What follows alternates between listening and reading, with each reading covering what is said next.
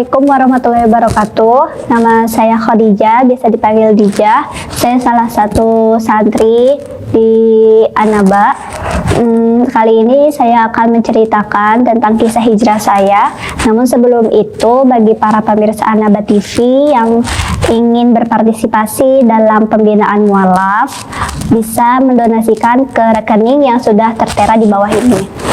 Dulu sebelum saya masuk Islam, itu awalnya itu dari orang tua saya, yaitu ibu saya, di mana ibu saya itu tertarik Islam karena melihat tetangga. Waktu itu tetangga itu termasuk keluarga alim yang tenang, terus berpakaian juga dengan rapi, sopan. Nah, setelah itu ibu saya meminta anak-anaknya termasuk saya untuk diskusi nih, kalau bilang mama pengen masuk Islam. Tapi posisi saya saat itu saya nggak mau, karena saya masih berpegang teguh terhadap agama saya sebelumnya.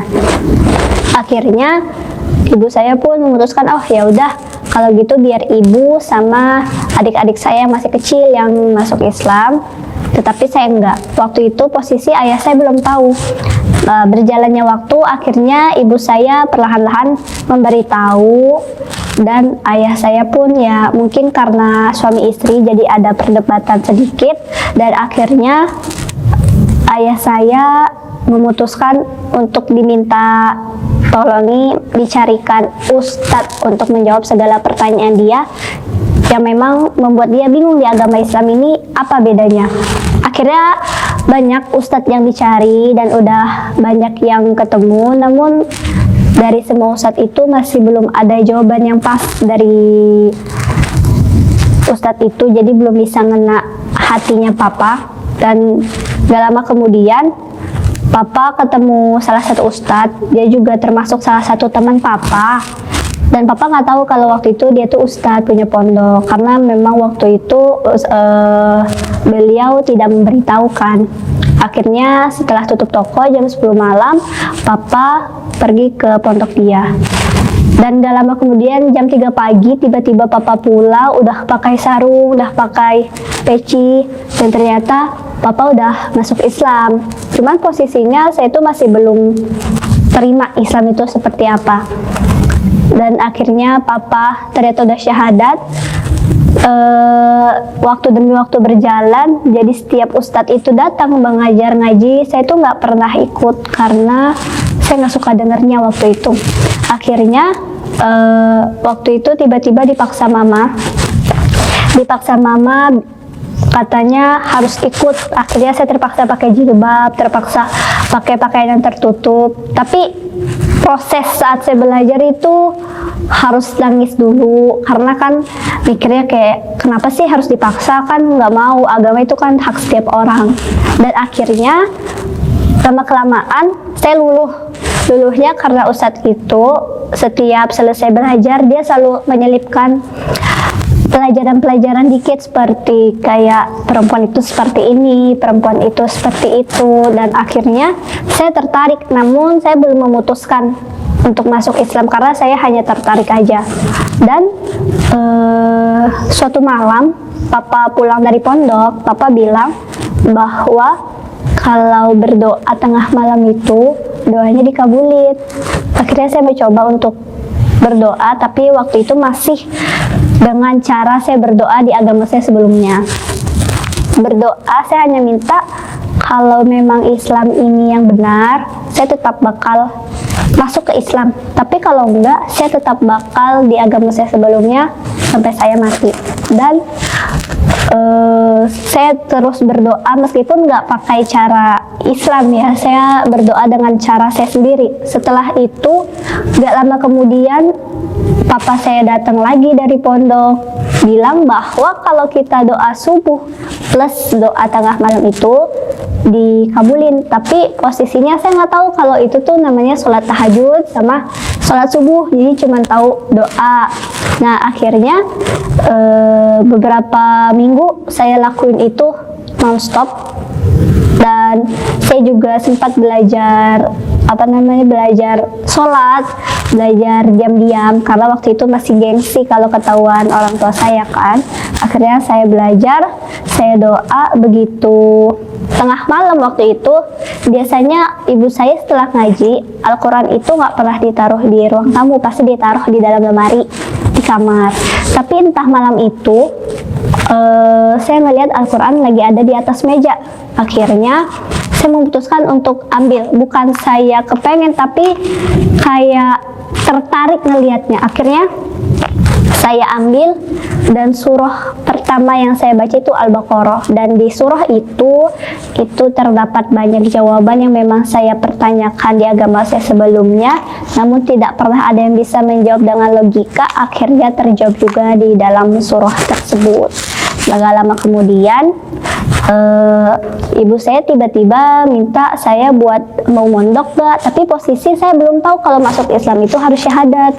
Jadi saya bilang, oh ya udah mondok lah, karena kan waktu itu masih muda, masih kecil, jadi mikirnya kayak ya udah nggak apa-apa mondok aja biar jauh dari rumah, biar gak denger omelan gitu. Tahu-taunya masuk sini, saya nggak tahu disuruh syahadat, ketemulah sama Ustadz Nababan.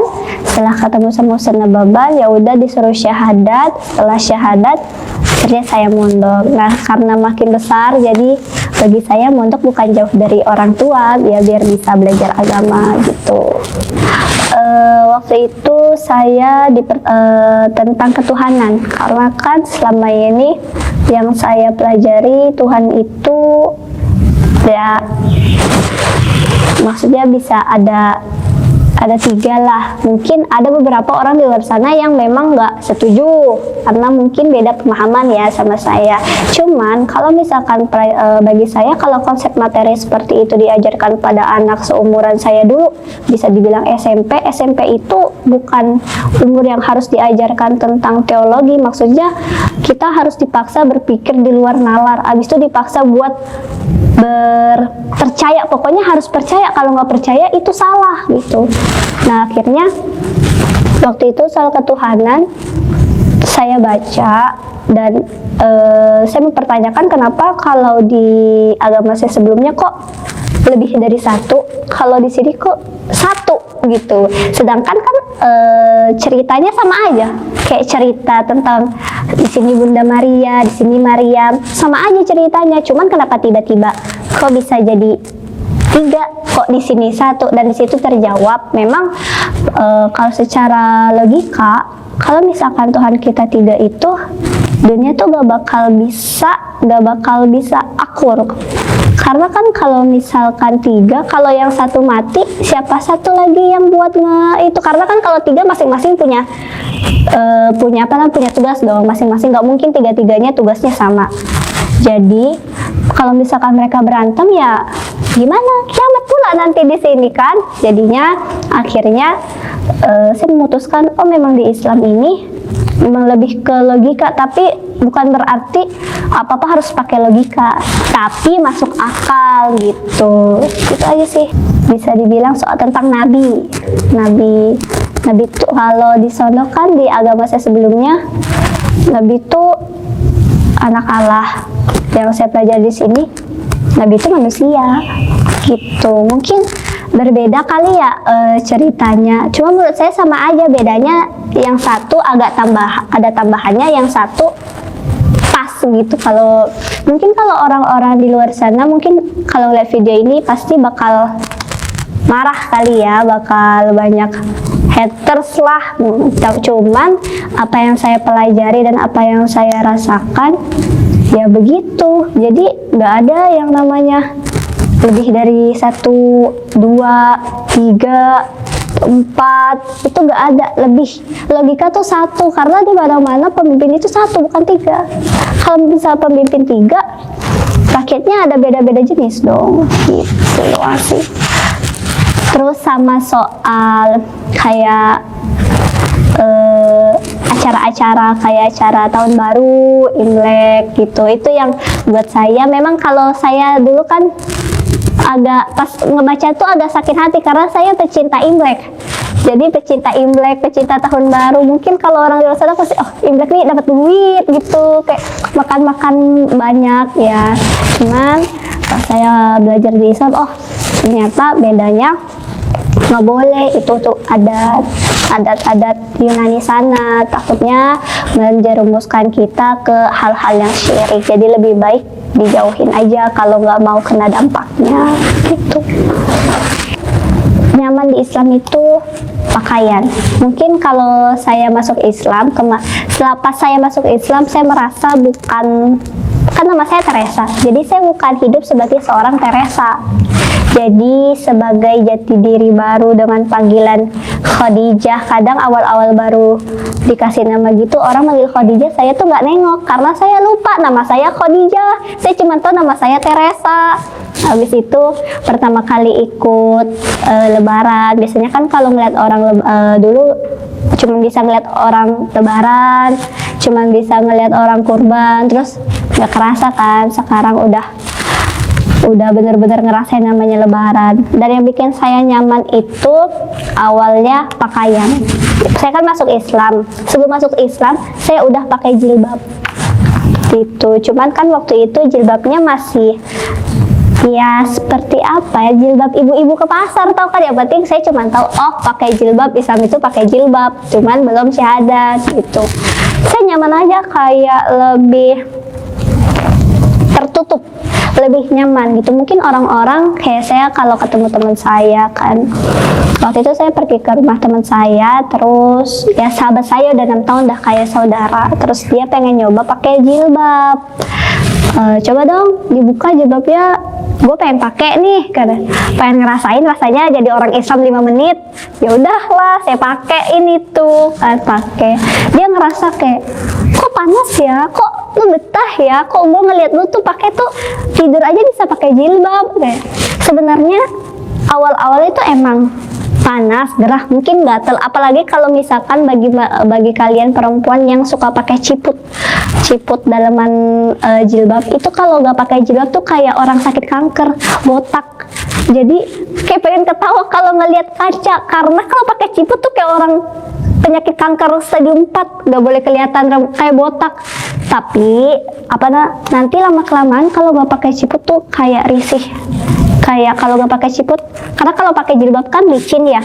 Terus zaman sekarang jilbab tuh ada yang bahannya licin banget, kayak tipis, kayak kelihatan nggak pakai jilbab. Itu harus pakai ciput, soalnya kalau nggak pakai ciput nanti rambutnya keluar. Jadi keluarnya itu bukan lewat depan, lewat belakang. Jadi rambut-rambut yang kecil itu suka nongol, jadi di jilbab kita kayak duri. Makanya yang bikin saya awal nyaman itu. Kalau gamis saya masih belum terlalu nyaman dulu, karena ribet. Karena saya dulu suka pecicilan kan, kayak lari sana, loncat sana, ngingkang sana, nggak bisa duduk rapat begitu, nggak bisa dulu. Cuman lama kelamaan di Anaba kan belajar, kayak ustadz kan suka kasih tahu harus pakai kaos kaki ya, gini-gini, duduk nggak boleh begini. Nah lama kelamaan saya terbiasa. Itu yang makin lama buat diri saya nempel sama Islam tuh cuman pakaian yang bener-bener. Jadi kalau saya keluar, meskipun acara apa aja, kayak acara perpisahan lah, acara wisuda, orang pakai kebaya, saya pakai gamis, berbeda sendiri. So kalau buat masuk Islam kafah belum ya, karena kadang saya suka melanggar peraturan. Cuman ya kita berusaha lah jadi manusia, berusaha jadi baik ya, meskipun kadang nggak baik gitu. Karena saya pernah dapat nasihat dari seseorang, kalau kamu bukan kebaikan, belum tentu kamu dalam keburukan. Jadi jangan sampai nih misalkan kita nggak sholat nih, amit-amit, mungkin di luar sana masih ada yang tergerak hatinya belum sholat. Ya setidaknya jangan ngelakuin hal-hal yang lebihkan dari itu, meskipun sholat itu hal yang paling fatal kalau nggak dilakuin. Misalkan di luar sana ya, misalkan mereka bermaksiat lah, berzina atau minum khamar atau ke klub, setidaknya sholatlah habis itu. Seburuk-buruknya dosa, setidaknya jangan ninggalin sholat, karena sholat itu paling utama. Meskipun katanya kalau pengen memperbaiki hidup, perbaiki diri, perbaiki sholat dulu.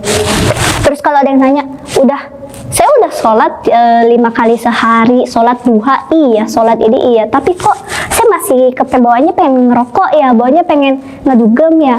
Kalau gitu harus ada yang dipertanyakan, itu sholatnya cuman karena merasa itu kewajiban atau merasa pengen ketemu Allah. Di situ bedanya. Kalau cuma merasa kewajiban kayak ya murid ke sekolah, yang penting ke sekolah pakai baju, udah gitu udah duduk dengerin pulang gitu. Kalau beda konsep pemahamannya kan beda juga nanti perubahannya kayak gimana. Harapan saya karena saya sudah lama mondok di An-Naba, harapan saya semoga An-Naba makin maju, terus santrinya makin banyak, terus makin makmur, makin masyhur. Udah sih itu aja. Dan doain Ustadz Nababan, semoga Ustadz Nababan makin sehat, terus rezekinya lancar, rezeki buat pesantren ini juga lancar, rezeki buat anak santri ini juga lancar, jadi gak ada yang tersendat. Terus semua anak santri, baik staf, baik pengajar, baik pemimpinnya, istrinya, anak-anaknya juga pada sehat. Itu aja sih. Itu saja mungkin kisah hijrah saya. Mohon maaf bila ada kesalahan kata atau kesalahan pemahaman atau sikap saya yang membuat hati kalian tersinggung. Nggak ada bermaksud buat menyinggung hati kalian, dan apa yang saya omongin itu apa yang saya rasakan dan apa yang saya pelajari di sini. Wassalamualaikum warahmatullahi wabarakatuh.